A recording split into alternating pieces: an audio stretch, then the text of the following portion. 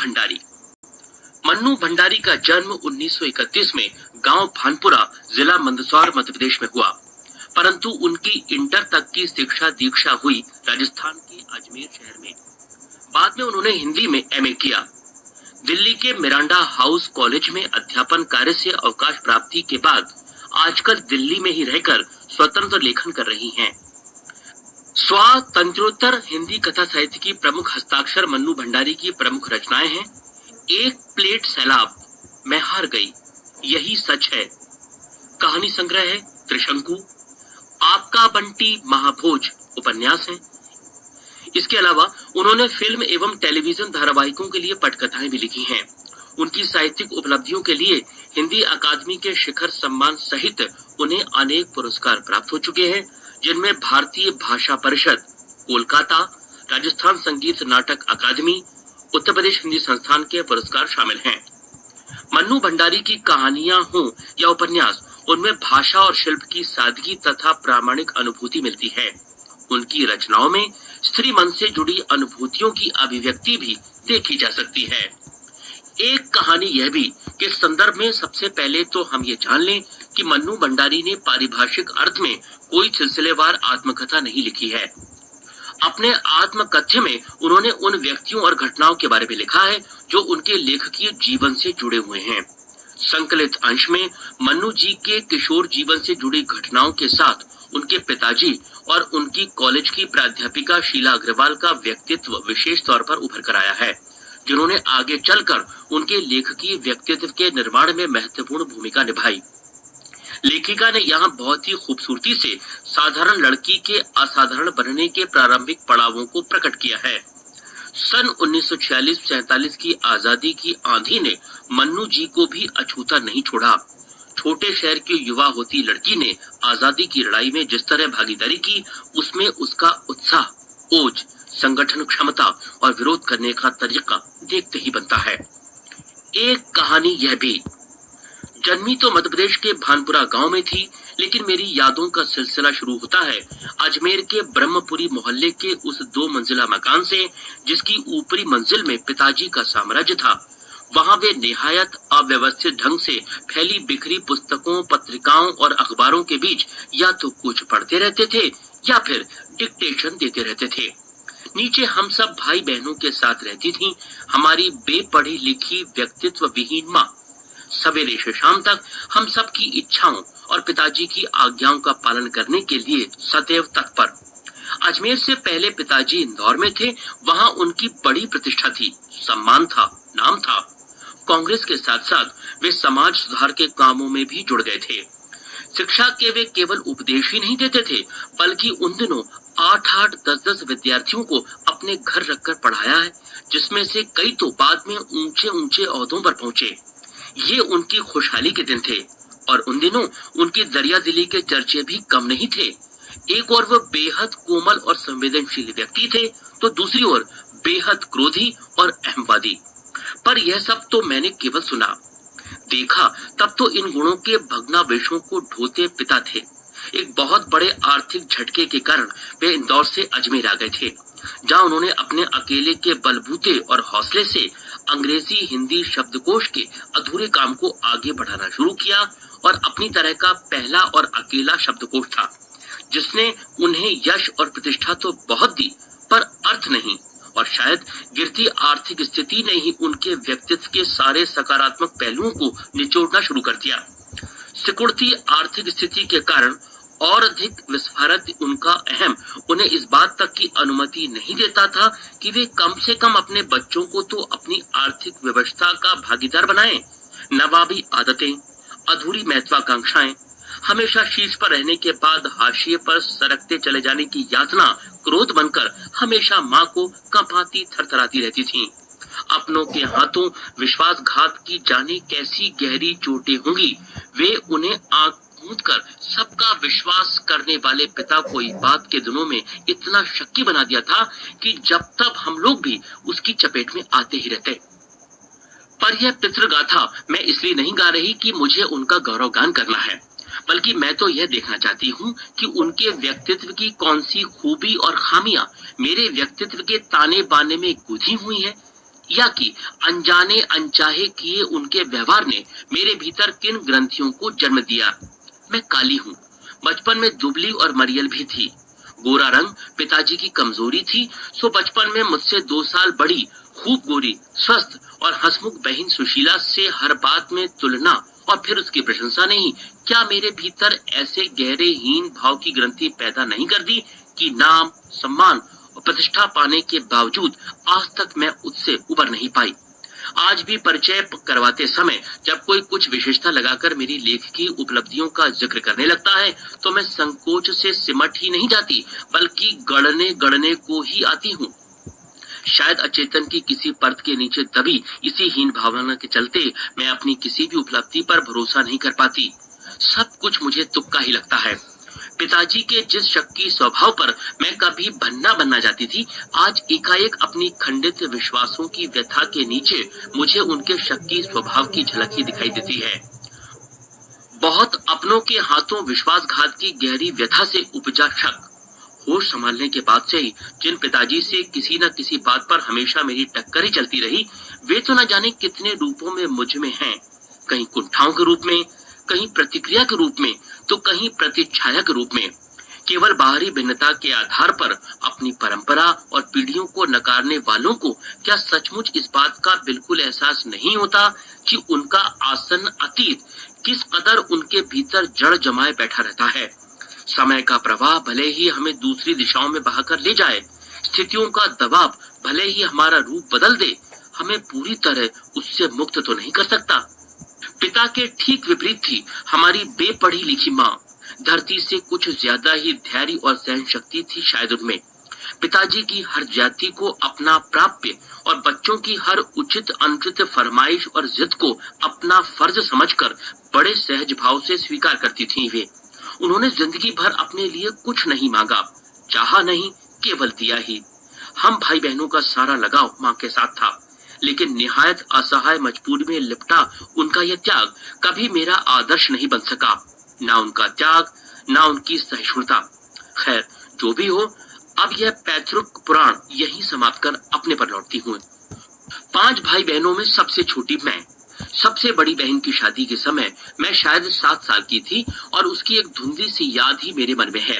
लेकिन अपने से 2 साल बड़ी बहन सुशीला और मैंने घर के बड़े से आंगन में बचपन के सारे खेल खेले। सतोलिया, लंगड़ी टांग, पकड़म पकड़ाई, काली टीली, तो कमरों में गुड्डे गुड्डियों के ब्याह भी रचाए, पास पड़ोस की सहेलियों के साथ।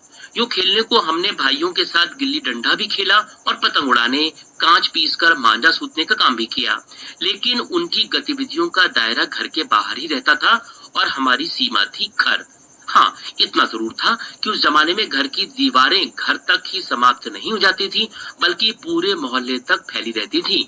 इसलिए मोहल्ले के किसी भी घर में जाने पर कोई पाबंदी नहीं थी, बल्कि कुछ घर तो परिवार का हिस्सा ही थे।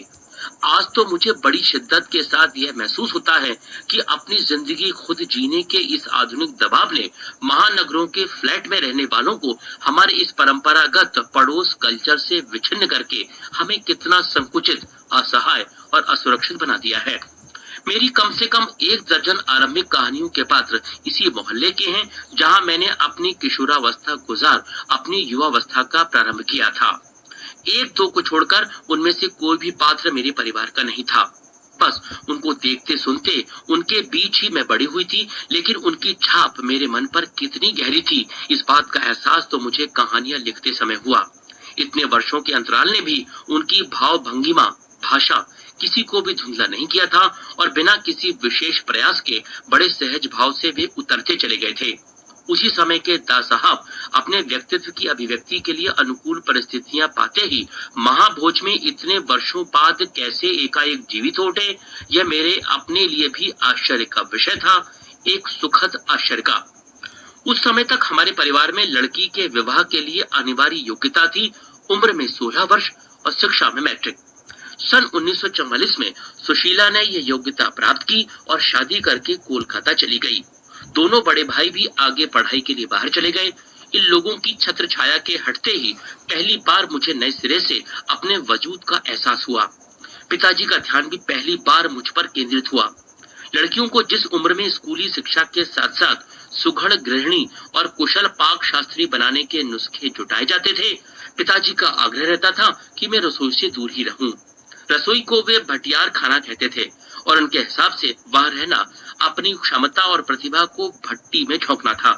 घर में आए दिन विभिन्न राजनीतिक पार्टियों के जमावड़े होते थे और जमकर बहसें होती थीं।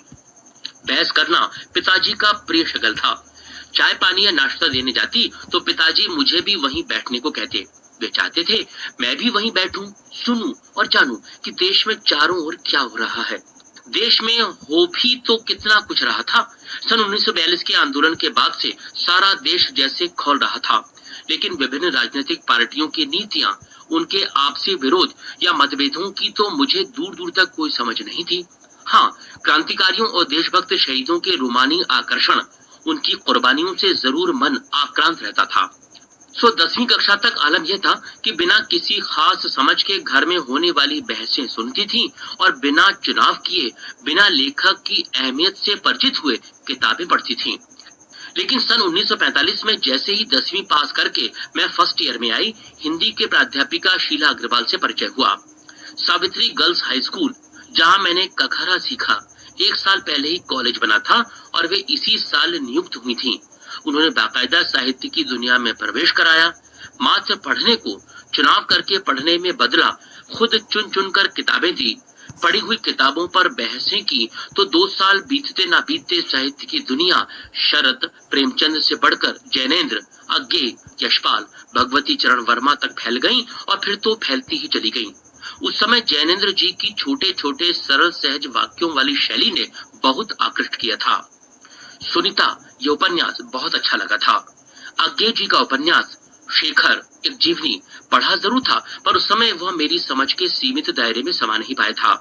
कुछ सालों बाद नदी के द्वीप पढ़ा और उसने मन को इस कदर बांधा कि उसी झोंक में शेखर को फिर से पढ़ गई, इस बार कुछ समझ के साथ। यह शायद मूल्यों के मंथन का युग था। पाप पुण्य, नैतिक अनैतिक, सही गलत की बनी बनाई धारणाओं के आगे प्रश्न चिन्ह ही नहीं लग रहे थे, उन्हें ध्वस्त भी किया जा रहा था। इसी संदर्भ में जैनेन्द्र का त्याग पात्र, भगवती बाबू का चित्रलेखा पढ़ा और शीला अग्रवाल के साथ लंबी लंबी बहसें करते हुए उस उम्र में जितना समझ सकती थी समझा। शीला अग्रवाल ने साहित्य का दायरा ही नहीं बढ़ाया था, बल्कि घर की 4 दीवारी के बीच बैठकर देश की स्थितियों को जानने समझने का जो सिलसिला पिताजी ने शुरू किया था, उन्होंने वहां से खींचकर उसे भी स्थितियों की सक्रिय भागीदारी में बदल दिया। सन 1946-47 के दिन वे स्थितियां, उसमें वैसे भी घर में बैठे रहना संभव था भला? प्रभात फेरियां, हड़तालें, जुलूस, भाषण, हर शहर का चरित्र था और पूरे दमखम और जोश खरोश के साथ इन सब से जुड़ना हर युवा का उन्माद। मैं भी युवा थी और शीला अग्रवाल की जोशीली बातों ने रगों में बहते खून को लावे में बदल दिया था। स्थिति यह हुई कि वो बवंडर शहर में मचा हुआ था और एक घर में। पिताजी की आजादी की सीमा यहीं तक थी कि उनकी उपस्थिति में घर में आए लोगों के बीच उठूं बैठूं, जानूं समझूं, हाथ उठा उठाकर नारे लगाती, हड़तालें करवाती, लड़कों के साथ शहर की सड़कें नापती लड़की को अपनी सारी आधुनिकता के बावजूद बर्दाश्त करना उनके लिए मुश्किल हो रहा था। तो किसी को दी हुई आजादी के दायरे में चलना मेरे लिए। जब रगों में लहू की जगह लावा बहता हो तो सारे निषेध, सारी वर्जनाएं और सारा भय कैसे ध्वस्त हो जाता है, यह तभी जाना और अपने क्रोध से सबको थरथरा देने वाले पिताजी से टक्कर लेने का जो सिलसिला तब शुरू हुआ था, राजेंद्र से शादी की, तब तक चलता ही रहा। यश कामना, बल्कि कहूं कि यश लिप्सा पिताजी की सबसे बड़ी दुर्बलता थी और उनके जीवन की धुरी था यह सिद्धांत कि व्यक्ति को कुछ विशिष्ट बनकर जीना चाहिए, कुछ ऐसे काम करने चाहिए कि समाज में उसका नाम हो, सम्मान हो, प्रतिष्ठा हो, वर्चस्व हो। इसके चलते ही मैं 2-1 बार उनके कोप से बच गई थी। एक बार कॉलेज से प्रिंसिपल का पत्र आया कि पिताजी से आकर मिलें और बताएं कि मेरी गतिविधियों के कारण मेरे खिलाफ अनुशासनात्मक कार्रवाई क्यों न की जाए। पत्र पढ़ते ही पिताजी आग बबूला, ये लड़की मुझे कहीं मुंह दिखाने लायक नहीं रहेगी, पता नहीं क्या क्या सुनना पड़ेगा वहां जाकर। 4 बच्चे पहले भी पढ़े, किसी ने ये दिन ना दिखाया। गुस्से से भनमनाते हुए वे गए थे। लौटकर क्या कहर बरपा होगा इसका अनुमान था, सो मैं पड़ोस की एक मित्र के यहाँ जाकर बैठ गई। माँ को कह दिया कि लौटकर बहुत कुछ गुबार निकल जाए तब बुलाना, लेकिन जब माँ ने आकर कहा कि वे तो खुशी हैं, चली चल, तो विश्वास नहीं हुआ। गई तो सही, लेकिन डरते डरते। सारे कॉलेज की लड़कियों पर इतना रौब है तेरा, सारा कॉलेज तुम 3 लड़कियों के इशारे पर चल रहा है। प्रिंसिपल बहुत परेशान थी और बार बार आग्रह कर रही थी कि मैं तुझे घर बिठा लूं, क्योंकि वे लोग किसी तरह डरा धमका कर, डांट डपट कर लड़कियों को क्लासों में भेजते हैं, और अगर तुम लोग एक इशारा कर दो कि क्लास छोड़कर बाहर आओ, तो सारी लड़कियां निकलकर मैदान में जमा होकर नारे लगाने लगती हैं। तुम लोगों के मारे कॉलेज चलाना मुश्किल हो गया है उन लोगों के लिए। कहाँ तो जाते समय पिताजी मुंह दिखाने से घबरा रहे थे, और कहाँ बड़े गर्व से कहकर आए कि यह तो पूरे देश की पुकार है, इस पर कोई कैसे रोक लगा सकता है भला। बेहद गदगद स्वर में पिताजी यह सब सुनाते रहे और मैं अवाक। मुझे न अपनी आंखों पर विश्वास हो रहा था, न अपने कानों पर यह हकीकत थी। एक घटना और, आजाद हिंद फौज के मुकदमे का सिलसिला था। सभी कॉलेज, स्कूलों, दुकानों के लिए हड़ताल का आह्वान था।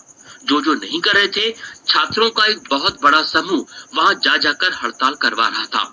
शाम को अजमेर का पूरा विद्यार्थी वर्ग चौपड़ पर इकट्ठा हुआ और फिर हुई भाषणबाजी। इस बीच पिताजी के एक निहायत दकियानूसी मित्र ने घर आकर अच्छी तरह पिताजी की लू उतारी। अरे उस मन्नू की तो मत मारी गई है, पर भंडारी जी आपको क्या हुआ? ठीक है, आपने लड़कियों को आजादी दी, पर देखते आप जाने कैसे कैसे उल्टे सीधे लड़कों के साथ हड़तालें करवाती, हुड़दंग मचाती फिर रही है वो। हमारे आपके घरों की लड़कियों को शोभा देता है ये सब? कोई मान मर्यादा, इज्जत आबरू का ख्याल भी तो रह गया है आपको या नहीं? वे तो आग लगाकर चले गए और पिताजी सारे दिन भभकते रहे। बस अब यही रह गया है कि लोग घर आकर थू थू करके चले जाएं। बंद करो अब इस मन्नू का घर से बाहर निकलना। इस सबसे बेखबर में रात होने पर घर लौटी और पिताजी के एक बेहद अंतरंग और अभिन्न मित्र नहीं, अजमेर के सबसे प्रतिष्ठित और सम्मानित डॉक्टर अंबालाल जी बैठे थे। मुझे देखते ही उन्होंने बड़ी गर्मजोशी से स्वागत किया। आओ आओ मन्नू, मैं तो चौपड़ पर तुम्हारा भाषण सुनते ही सीधा भंडारी जी को बधाई देने चला आया। I am really proud of you. क्या तुम घर में घुसे रहते हो भंडारी जी? घर से निकला भी करो। You have missed something. और वे धुआंधार तारीफ करने लगे। वे बोलते जा रहे थे और पिताजी के चेहरे का संतोष धीरे धीरे गर्व में बदलता जा रहा था। भीतर जाने पर माँ ने दोपहर के गुस्से वाली बात बताई तो मैंने राहत की सांस ली। आज पीछे मुड़कर देखती हूँ तो बस इतना समझ में आता है कि क्या तो उस समय मेरी उम्र थी और क्या मेरा भाषण रहा होगा। यह तो डॉक्टर साहब का स्नेह था जो उनकी मुंह से प्रशंसा बनकर बह रहा था, और या यह भी हो सकता है कि आज से 50 साल पहले अजमेर जैसे शहर में चारों ओर से उमड़ती भीड़ के बीच एक लड़की का बिना किसी संकोच और झिझक के या यूं धुआंधार बोलते चले जाना ही इसकी मूल में रहा हो। पर पिताजी कितनी तरह के अंतर विरोधों के बीच जीते थे वे। एक और विशिष्ट बनने और बनाने की प्रबल लालसा, और दूसरी ओर अपनी सामाजिक छवि के प्रति भी उतनी ही सजगता। पर क्या यह संभव है? क्या पिताजी को इस बात का बिल्कुल भी एहसास नहीं था कि इन दोनों का तो रास्ता ही टकरावट का है? सन 1947 के मई महीने में शीला अग्रवाल को कॉलेज वालों ने नोटिस थमा दिया, लड़कियों को भड़काने और कॉलेज का अनुशासन बिगाड़ने के आरोप में। इस बात को लेकर हुड़दंग न मचे, इसलिए जुलाई में 3rd ईयर की क्लासेस बंद करके हम 2-3 छात्राओं का प्रवेश निषिद्ध कर दिया गया।